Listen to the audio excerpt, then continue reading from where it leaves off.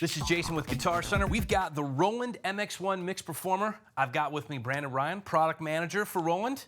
Thanks for being here, appreciate it. Yeah, my pleasure. Now, I know this says Mix Performer, it's a mixer, but really this is a performance mixer. It's more like an instrument that you play, essentially.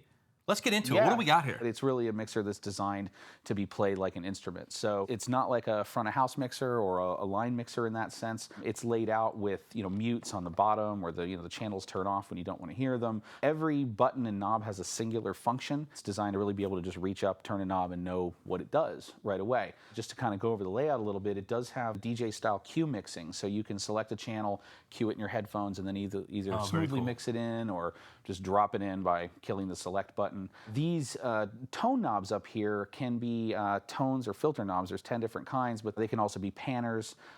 The other thing that's really kind of interesting about it is that it has start-stop, so it actually controls the tempo of all your devices. Oh, that's great. You can control tempo, fine tempo, tap tempo, and it has all kinds of beat-based effects and time-based effects, which we'll take a look at. The other thing that's important to know is it has 6 analog inputs in the back.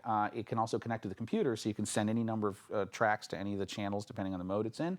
And then for any era gear like TR8, System 1, TB3, that stuff connects over a single USB cable. So I've got, for instance, the TB3 here, one USB cable in, and it powers it, sends MIDI, audio, 2496 high resolution audio. Everything one cable. Everything one cable. Well, so you can see, basically, it's a really clean setup, even though there's a fair amount of gear. Kind of give me an idea of just like a quick function, what we would do to get into just start making music. Right. So there definitely is a design ethos through here. The TR rec kind of where you step sequence is something we kind of pioneered. But yeah, everything's got a knob per function, and when you know how to use one, you kind of know how to use all of them. So we could start with just a couple of Ableton tracks. So the nice thing about this is you can incorporate hardware, you can incorporate tablets and smartphones, through the 1/8 inch, you can incorporate computer tracks as well and mix it all together. So what I've done here is I got a couple tracks in Ableton, just USB connection, and I'm running them to these last 2 channels. So what you're hearing is just this drone basically going on. That's all it is. And notice it's triggering. I can change tempo. It'll speed up or slow down, and we'll do a little bit more of that in a second. But this is just kind of a straight drone, and what I want to do is actually slice it up. So I've hit the select button, and I've got a slicer here. So I go into slicer mode, and I can kind of chop it up. And when I engage it,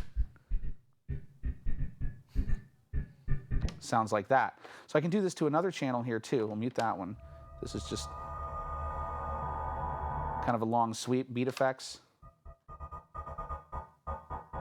Simple, easy. And I'll just kind of pan them left and right. I have a hotkey, or I can just turn, and now we kind of have this backing drone. If I want to go faster. So quick. So it's controlling the tempo in Ableton, and also the tempo of the slicers are automatically locked together. So then going forward, let's say on this channel I've got TB3, which is plugged into USB 3, and it's actually being bus powered, and I'm going to just filter up here. Now, a lot of people use sidechain to kind of get a pumping effect and there's a sidechainer on every single channel here. The TR8 also had sidechainer in it as well. People loved it, so we put it on every single channel. So what you can do is when you go into beat effects, filter, sidechainer, slicer, and there are multiple versions of it. There's like 5 variations of each.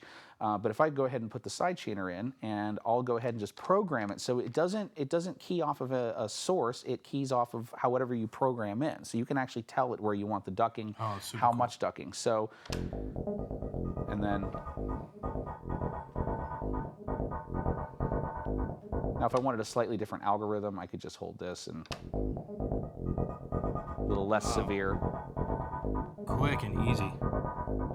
Yeah, and so, and then let's say like drums. So I've got the TR8 on channel 1 here, and we'll just play it with all of its parts. Again, speeding up.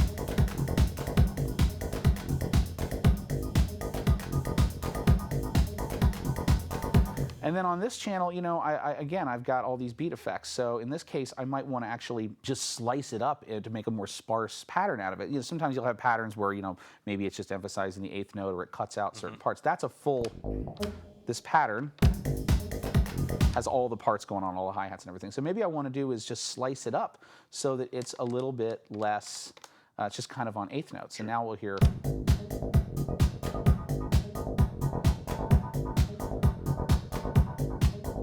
And then at any point, I can kill those beat effects and turn them off and get a kind of a totally different feel. Yeah. Right.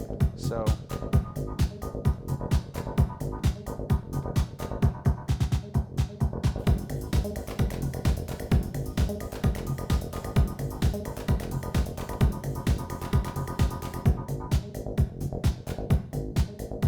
You can really alter the feel tremendously without even changing patterns at all. Another cool thing too is, so let's say we've got this going and we want to incorporate some keyboards. There's actually a way you can, a pretty cool trick is to actually use all the steps of the slicer. Do you think if you put all of them on, it would sound the same, but it doesn't, because it actually makes little minute slices. So.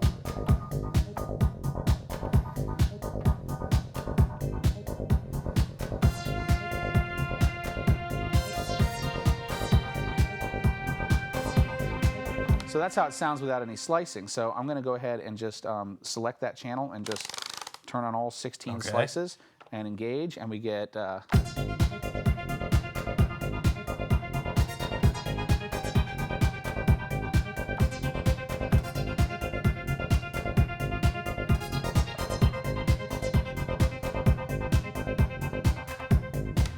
So that's just beat effects. So every single channel can have filter, sidechain, slicer, different variations, and that can apply to analog tracks coming in, hardware, anything coming over USB, any computer track coming in. It could be from Ableton or any DAW, and you have all that individual control, independent filter, sidechain, and slicer, every single channel, plus your tone controls. Well, now I'm seeing how this really is more like an instrument. I mean, exactly, yeah. You're building the beats and building the song essentially right here. This is very cool. You are, and the effects are really, really creative, and you can shuffle them and do things. In fact, you know, when there's a jam session with all this stuff, if you were to get on keyboards or something, someone, many cases, will just play the MX1. They're kind of like the conductor, sort of. Sure, yeah. And it really is a performance. So to kind of take the performance to another level, there's the master effects. And the master effects can be, everything can run through them, basically anything that MFX is turned on. And they're really brightly lit, so you can see what's being run through them. There's 6 different kinds, and then there's 8 variations of each. So I'll just give you an example of a few. So, and I'm going to run everything through some of them. So this would be the delay effect right here, and it's controlled by the performance knob, so more or less.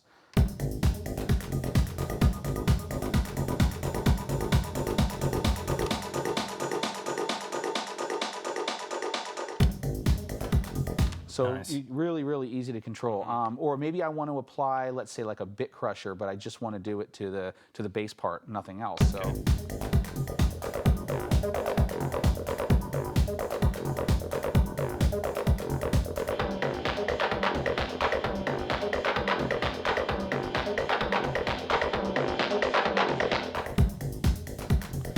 So, very cool. So yeah, easy really, to really use. Easy. And then there's cool rolls and scatters and things. Scatter effect has been kind of through all the products implemented in different ways. It will cut you know, individual slices and turn them around and crush them and do different things. So turn on.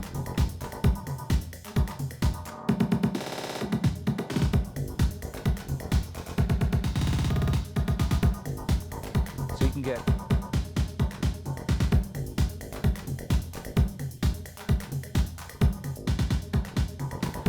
So as subtle as you want. Rolls also you can do like, so we'll just run everything through the roll.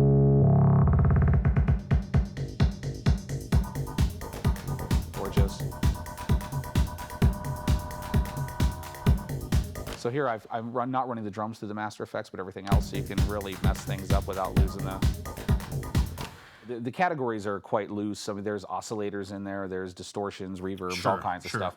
So you can, this is called combi mode, and this gets really crazy, where you can actually step sequence where the effects come in and out. So you could say flangers on 5 through 8, bit crushers on 9 through 12, scatter's going to happen here. You can even determine that you might want a different preset, a different kind of scatter to come in on various steps, and then you can save that as presets. So when it's on, you hear nothing, but you'll see as I start changing presets, and I'll change the performance knob, you'll hear it, and it'll get, all the effects will get more intense depending on how far you move.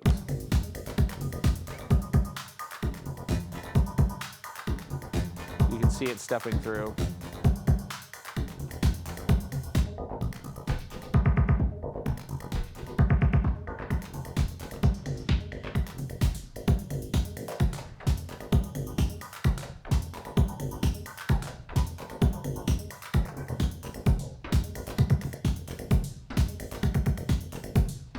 And it's totally customizable, so there's just all kinds of, all kinds of crazy things you can do. An instrument that's literally limited to your imagination. Yeah, and all of that, crazily, is remembered through scene memory. So everything I do as far as stepping through effects, what effects I have programmed. There's even 6 kinds of fader curves. So you could have the fader curves reversed. You could have them turn up more slowly, and that's per channel. You can pick 10 different kinds of EQs and filters. So just for instance, just to let you hear real quickly. So the default filter sounds like this. Turn off the effect. This nice. But I can go into the tone knob for that channel, and I have 10 different kinds of filters and things that I can choose from. So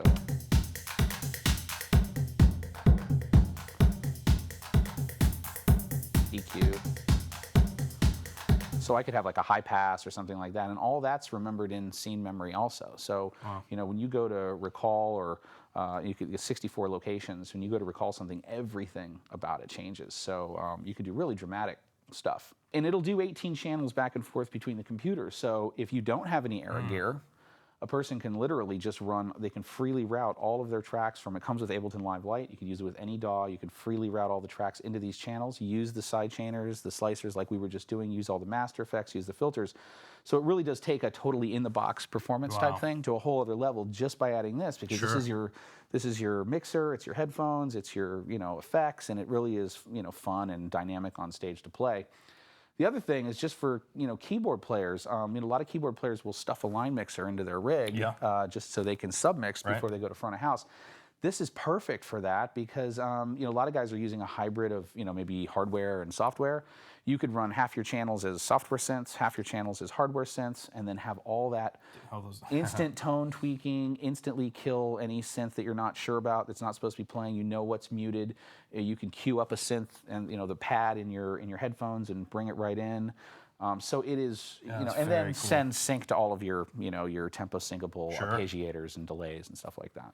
It'll do 44.1 as an audio interface, but it also is a 96K capable audio interface as well. I know if I spent even an hour with this thing, I could have fun. You would. Instantaneously. Even less. Right. I'll give you 15 minutes and you'd be rocking. And it's easy to use. Well, I love that. Yeah. Well, now, can you tell me just real quick, what's the significance here of the different colored sliders? Yeah, so these will be available. A lot of people ask about these. When you buy these products, they come in, all the sliders and knobs are black. They are all the same, though, except for the faders are slightly different between TR8 and MX1.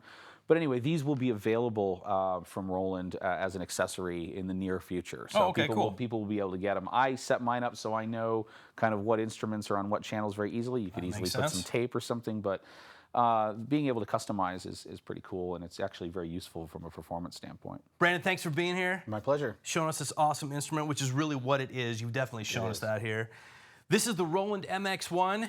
You can find more information at select guitar centers, or you can get more information at guitarcenter.com.